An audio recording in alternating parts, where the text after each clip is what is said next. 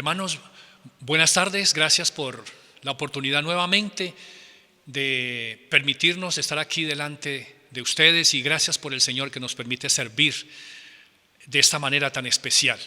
Bien, hace 8 días entonces iniciamos una serie de mayordomía bíblica y entonces quisiera hacer un breve resumen de lo que vimos hace 8 días. Entonces el tema que vimos fue que a Dios le pertenece todo, que Él es el Señor de todo. Y entonces dice la Biblia en Ageo 2, 8 y 9, dice el Señor: mía es la plata, mío es el oro. También dice Levítico que la tierra no se venderá de forma permanente porque es mía, dice la palabra.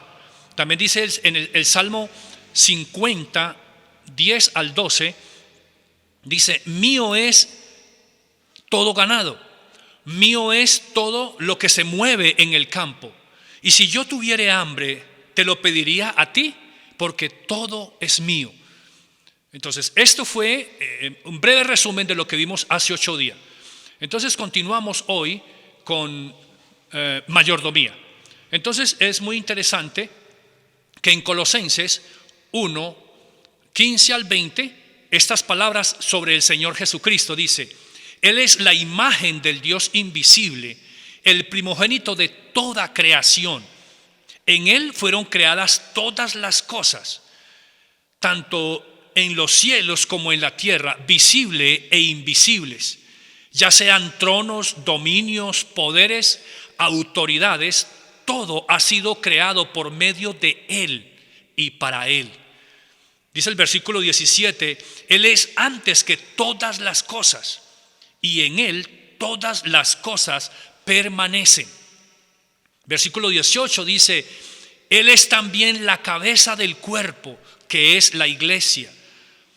Él es el principio, el primogénito entre los muertos, a fin de que en todo tenga la supremacía, la preeminencia. Verso 19: porque agradó al Padre que en Él habitara toda plenitud.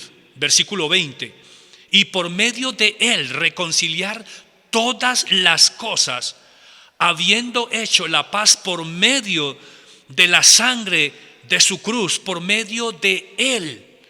Repito, sean las cosas que están en la tierra las que están en los cielos. Entonces aquí vemos, a manera de introducción, cómo el Padre al Señor Jesucristo le dio todo el poder, todo el control de lo que hay en los cielos y lo que hay debajo del cielo y lo que hay en la tierra y debajo de la tierra. El Señor Jesucristo tiene todo el poder porque Dios así se lo dio. Así que entonces el objetivo de este mensaje hoy es: Dios tiene el control de todo. Ese va a ser el tema de este mensaje. Repito, Dios tiene el control de todo. Y es importante entonces entender que estos primeros estudios de mayordomía me estoy concentrando en la parte que Dios administra, en la parte que Dios es el que, dejando ver claramente las Escrituras como dejan ver que Él es el Señor. Dice, la segunda cosa que Dios se reservó como su responsabilidad es el control absoluto de todo evento que acontece en la tierra. El Señor entonces, observemos algunos nombres de Dios en las Escrituras. Entonces las Escrituras nos dicen que Él es el Señor. Dice que es todopoderoso, creador, pastor. Dice que Él es el Señor de señores. Dice que Él es el Rey de reyes. No hay duda de que de quién tiene el control es solo el Señor. Por ello entonces el Señor, cuando se le manifiesta a Isaías, cuando habla a Isaías, entonces dice en Isaías 45:5, dice: yo soy el Señor y no hay ningún otro, fuera de mí no hay Dios.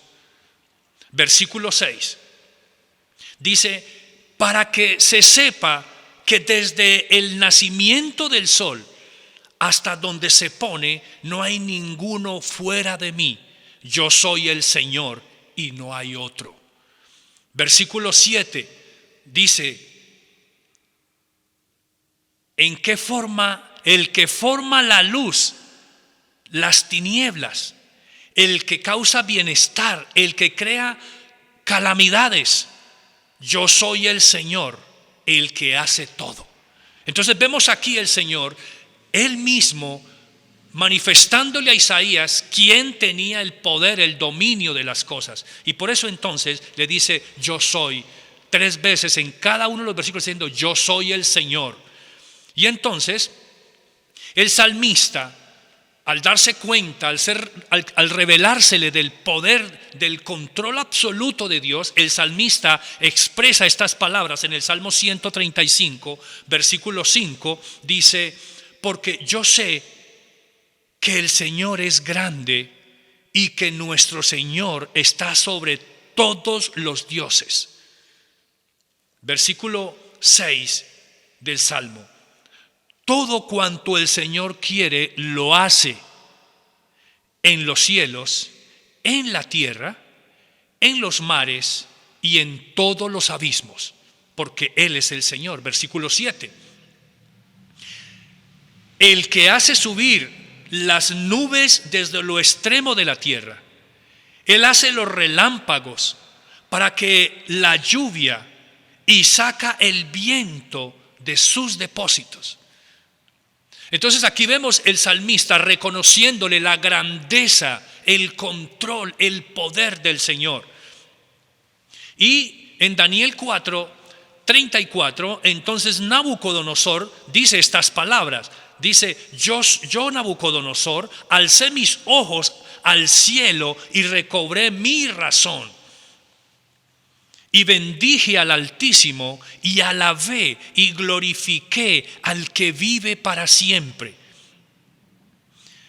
Porque su dominio es un dominio eterno y su reino permanece de generación en generación. Versículo 35 de Daniel 4: y todos los habitantes de la tierra son considerados como nada, mas Él actúa conforme a su voluntad en el ejército de los cielos y entre los habitantes de la tierra. Nadie puede detener su mano, la tierra, ni nadie puede hacer nada que no sea del Señor. Él es el que ha hecho todo. Y es interesante cómo en el libro de Daniel Nabucodonosor dice estas palabras, porque Nabucodonosor en los versículos anteriores tuvo que ir a dormir, a convivir con las bestias del campo por un determinado tiempo prolongado, varios años.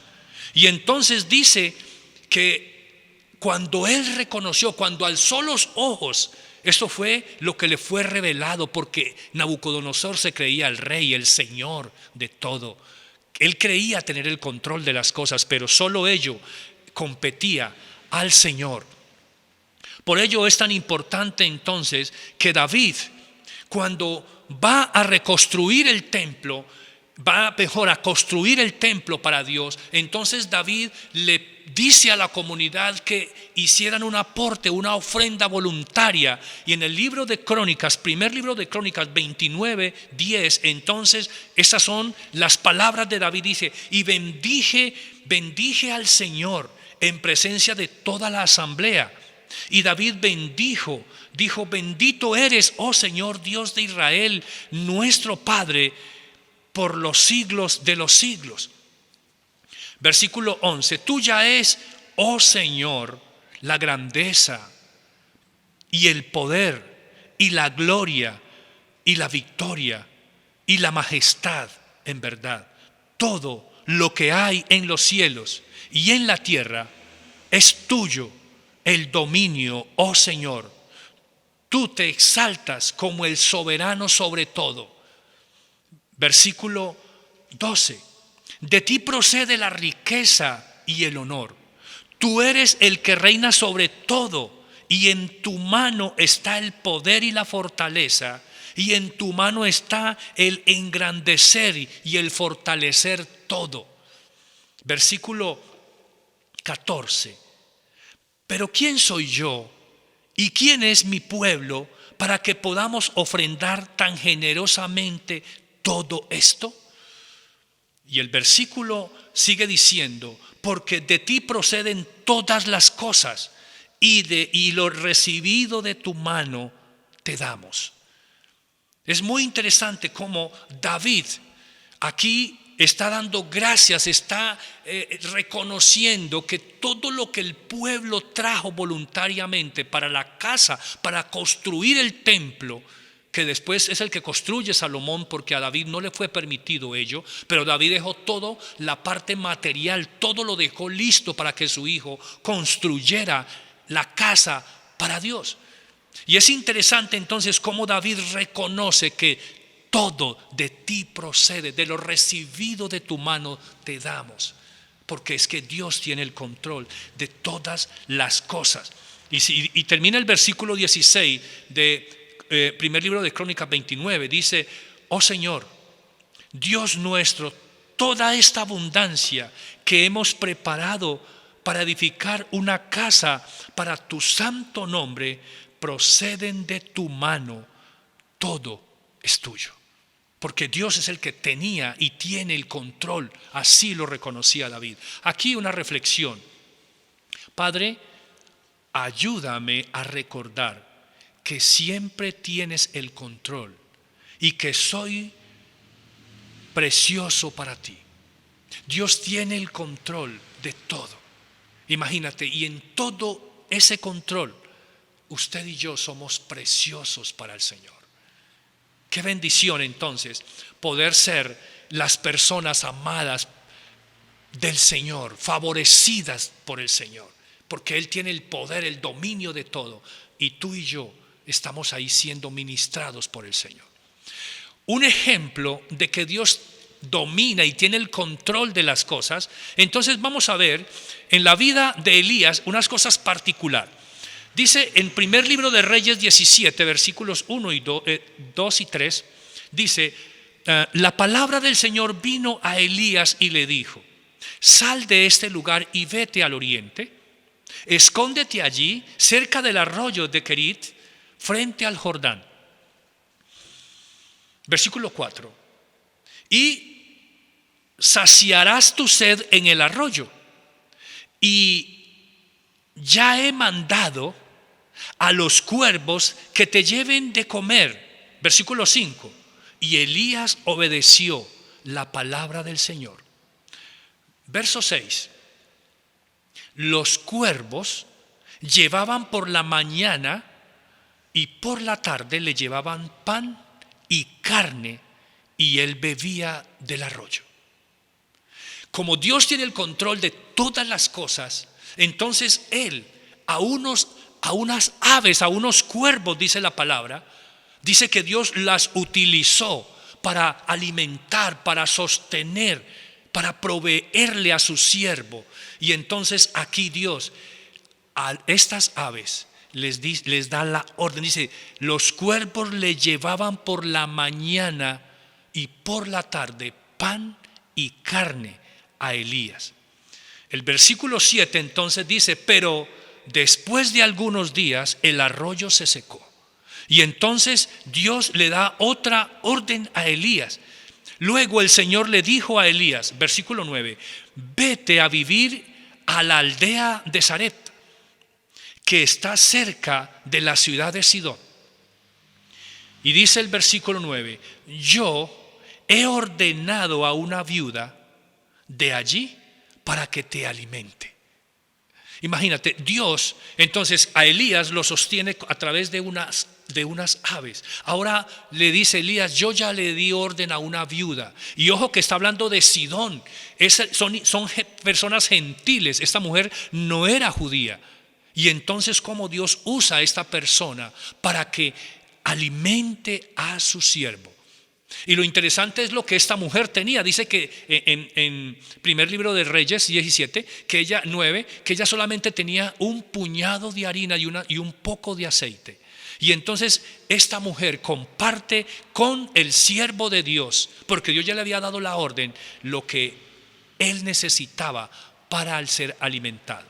También dice en Éxodo 16, 35, dice que el pueblo de Israel, dice que durante 40 años Dios lo alimentó. Y se cree que eran millones de personas que iban de Egipto a Canaán. Y Dios fue el que sostuvo a esta gente de toda la alimentación que necesitaron. Y dice la palabra que nunca nadie murió de hambre, porque Dios tenía el control absoluto y sostuvo a este pueblo durante 40 años, a esta gran cantidad de personas. Aquí una reflexión: ninguna parte de nuestra vida está escondida de la gracia y el poder de Dios.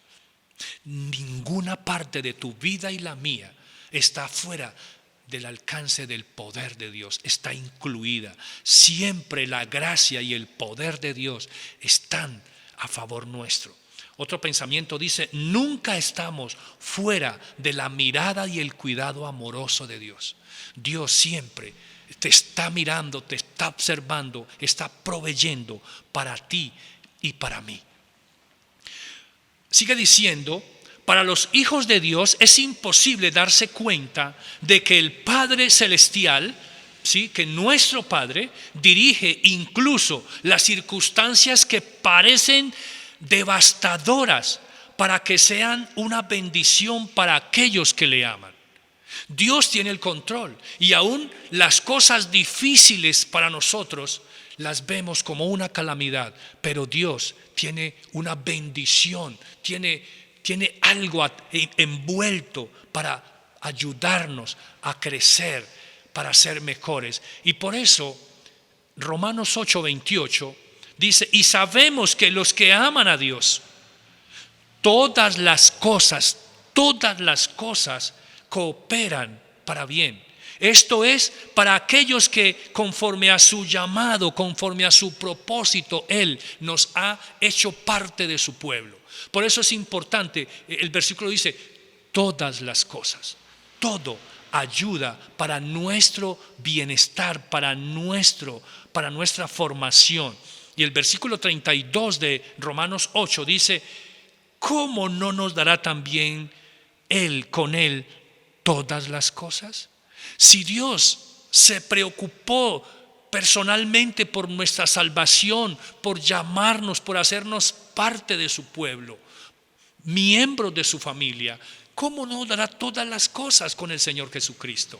Dios tiene el control de todo. Y entonces, por ello quiero llamar la atención a la vida de José, porque entonces Dios, con cada situación que pasa, tiene un propósito. Dios nunca interviene sin que Él tenga ya intencionalmente algo que enseñarnos, prepararnos para que seamos el instrumento clave para ser usados para bendecir a otros. Ojo, para bendecir a otros. Todo lo que pasa en tu vida y en mi vida, el objetivo de Dios siempre es formar y ayudar, bendecir. Entonces, miremos la vida de José aquí, para que Dios cumple sus propósitos. Como Él es el soberano, el que tiene el control de las cosas, Él tiene un propósito. Entonces vamos a mirar las circunstancias que pasaron en la vida de José. Y entonces recordemos aquí un resumen. Dice que José era amado por su padre. Génesis 37. Dice que los hermanos odiaban a José. Dice que algunos de sus hermanos intentaron quitarle la vida a José. ¿Sí? Dice que José fue vendido por sus hermanos a unos comerciantes. Dice luego la palabra que llegó a Egipto como un esclavo. Fue comprado como un esclavo. Trabajó como un esclavo. Fue a la cárcel por una mentira. En la cárcel interpretaba sueños e interpretó el sueño del faraón después de que salió de la cárcel. Y en Egipto realizó el cargo, fue el gobernador, fue el consejero, fue una persona clave en la vida del rey, del faraón de la época. Pero mira por todo lo que Dios le permitió pasar a este siervo suyo. Y por eso entonces en Génesis 45:5 dice, cuando ya él estaba gobernando y sus hermanos habían ido ya varias veces a comprar comida a Egipto, y entonces él se les manifiesta, él se les da a conocer porque él lo hacían por muerto. Y entonces dice Génesis, repito, 45:5, pero no se inquieten ni se enojen con ustedes mismos por haberme vendido. Fue Dios quien me envió a este lugar antes que ustedes, a fin de preservar vidas. Él lo tenía claro, que Dios era el que tenía el control. Si Dios permitió que sus hermanos lo vendieran como un esclavo, era que Dios ya intencionalmente ya sabía qué quería hacer con José en Egipto años adelante. Y sigue diciendo el versículo 8 de Génesis 45. Por lo tanto, fue Dios quien me envió a este lugar y no ustedes. Y fue Él quien me hizo consejero del faraón, administrador de todo su palacio y gobernador de todo Egipto. Entonces José lo tenía claro, tanto en el momento difícil de su vida, como esclavo, como el odiado por sus hermanos, cuando también estaba en la gloria como gobernador, como consejero, como administrador, también sabía que era Dios quien lo había puesto allí, porque era Dios quien tenía el control. Otra cosa importante es que Dios también quiere desarrollar nuestro carácter frente a las circunstancias, porque Él es el que tiene el control. Y entonces es importante, entonces dice, el carácter santo, algo que es precioso a los ojos de Dios, a menudo se desarrolla en medio de tiempo de prueba.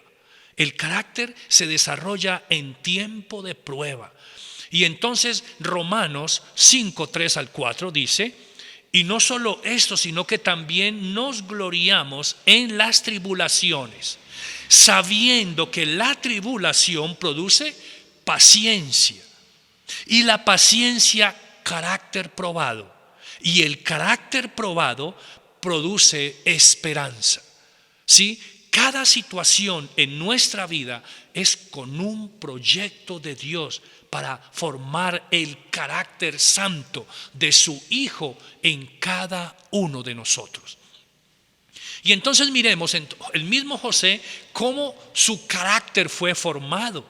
Es importante recordar, el carácter se construye en la soledad, en la compañía del Señor. Tengamos claro esto. Por eso es diferente el temperamento al carácter. El carácter se diseña, se adquiere en la soledad. El carácter es algo que tú y yo lo formamos personalmente cuando estamos en el momento de prueba solos. Por eso pon cuidado cuando estés solo o sola, porque allí todas esas cosas que pasan por tu cabeza, todas esas luchas que tienes internamente, es el carácter que está siendo probado para que entonces así definas qué es lo que vas a hacer, si vas a seguir cediendo a las cosas horribles que hacemos en privado o vamos a mantener la santidad en la soledad cuando Dios nos ve, aunque no haya nadie humanamente observándonos. Dios sí tiene sus ojos sobre ti y sobre mí. Por eso el carácter se construye en la soledad, tú solito y yo solito con Dios. Y por eso entonces miremos a José. Dice que en la casa de Potifar, José en Génesis 39:2 dice, el Señor estaba con José. Mira, un esclavo trabajando allí, pero dice que el Señor estaba con José. Versículo 3. Potifar vio su amo que el Señor estaba con José. un esclavo allí, una persona quizás vista como un extranjero y fuera de eso haciendo los trabajos básicos de una casa, la limpieza básica, pero dice la palabra que el Señor estaba con José y vieron los demás que el Señor estaba con José. El libro de Hechos, capítulo 7, 9, dice que los patriarcas, sus hermanos, lo vendieron por envidia a Egipto, pero Dios estaba con José. De alguna manera, todo lo que José soñaba desde niño, desde muy temprano, y él lo contaba a sus hermanos y padres, ellos le tenían envidia porque era Dios quien estaba con él revelándole lo que acontecería años adelante en su vida adulta, de adultez. Y entonces es importante ello. Pero sigue diciendo Génesis 39:20. Entonces el amo de José lo tomó y le echó a la cárcel. Y el contexto es que la mujer de este hombre, de Potifar, como José no quiso acostarse con ella, entonces ella mintió y le dijo a su esposo que él la había acosado sexualmente. Y el versículo 21 dice: mas el Señor estaba con José y le extendió su misericordia y le concedió gracia ante los ojos del jefe de la cárcel. Y dice el versículo 23: y el jefe de la cárcel no supervisaba nada de lo que hacía José, de lo que estuviera bajo la responsabilidad de José. No lo revisaba porque sabía, veía, porque el Señor estaba con José y todo lo que él emprendía, el Señor lo hacía prosperar. Qué bendición entonces ver cómo todo lo que José, tanto en su parte del propósito de Dios, tanto en la formación de su carácter, Dios estaba con José. Dios era glorificado a través de la vida de este hombre. Y aquí un pensamiento: Dios Padre, no comprendo todo lo que permites en mi vida, pero sé que tienes el control de todo. Quizás José no lo entendió todo, sino hasta el final, ya cuando estaba un hombre maduro que había sido probado por todas las circunstancias de su vida. Y por eso él, cuando en Egipto, en el capítulo 45, dice: es que no fueron ustedes, hermanos, fue Dios quien me envió acá delante de ustedes. Y quizás, hermano, amigo, estás pasando por una situación difícil en tu vida y el Señor te dice: yo tengo el control de todo. Quizás no comprendas por qué yo permito esto o aquello en tu vida, pero yo tengo el control. Yo intencionalmente sé lo que estoy haciendo por ti y para ti. Y terminamos con una aplicación en el Salmo 23. El versículo 1 dice: el Señor es mi pastor, nada me faltará. Es importante entonces, mis amados, que entendamos que el Señor es tu pastor, que el Señor es mi pastor, que el Señor es nuestro pastor y que el Señor, entonces, Él te cuida, Él te protege, Él va delante de ti. Él es el que está cuidando de cada detalle de tu vida y de la mía como pastor. Así que es posible que estés pasando bajo una situación difícil, hermano, hermana, que tú no comprendes, que llevas años y no has podido resolver. Pero ten en cuenta, recuerda esta mañana que el Señor es tu pastor y que nada a ti y a mí nos va a faltar, porque Él tiene el control, porque Él es el Señor. Pero quizás Él quiere ser glorificado a través de ti y de mí, dada la circunstancia por la que estamos pasando. Versículo 2: en lugares de delicados pastos me hará descansar, junto a aguas de reposo me conduce. El Señor se preocupa por el techo tuyo. El Señor se preocupa por esos verdes pastos, por tu alimentación. El Señor te conduce y nos conduce a esos pastizales de reposo. Él ahí nos conduce. El Señor se preocupa por el sostenimiento tuyo y mío material. Y sigue diciendo el verso 3: Él restaurará mi alma, me guía por senderos de justicia por amor a su nombre. Mira, el Señor restaura tu alma, la mía, tu vida. El Señor, lo roto que haya en ti y en mí, el Señor lo reconstruye. Esto significa que emocionalmente el Señor te conoce, nos conoce, y por eso Él quiere hacer lo mejor para ti y para mí. Pero Él tiene el control de tu parte emocional y de la mía. Así que con toda seguridad y confianza esperemos en Él. Y por eso el versículo 4 dice: aunque pase por valle de sombra de muerte, no temeré miedo, ni temeré a lo que esté pasando, porque tú estás conmigo. Hermano, hermana, el Señor está contigo, está conmigo en medio de la situación que estás experimentando. Él lo está permitiendo, pero no lo estás experimentando solo. ¿Sí? Es interesante uno darse cuenta en el caso de Paulito. Entonces Claudia esta semana ha estado toda la semana allí en el hospital, casi desde el martes, miércoles, jueves, y le ha tocado a ella sola relevarse ella misma las 24 horas. Y entonces, ¿qué hemos hecho como familia? Señor, ayuda a Claudia, porque tú estás con ella, aunque ella físicamente sea frágil, aunque ella sea no tan fuerte, pero el Señor está con ella, y el Señor le va a ayudar a superar la situación con su hijo, y el Señor le da la fuerza para ella poder las 24 horas relevarse ella misma, porque no ha podido, a otro no podemos ir, otro familiar, y aún su cuñada ha tenido que trabajar como en su profesión y no ha podido relevarla. Y entonces el Señor está con ella y está con usted, hermano, frente a cualquier situación. Así que no temeremos mal alguno. Y termina diciendo el versículo: tu vara y tu cayado.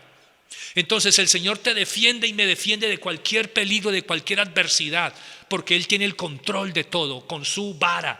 Su vara es la extensión de Dios para proteger a su oveja.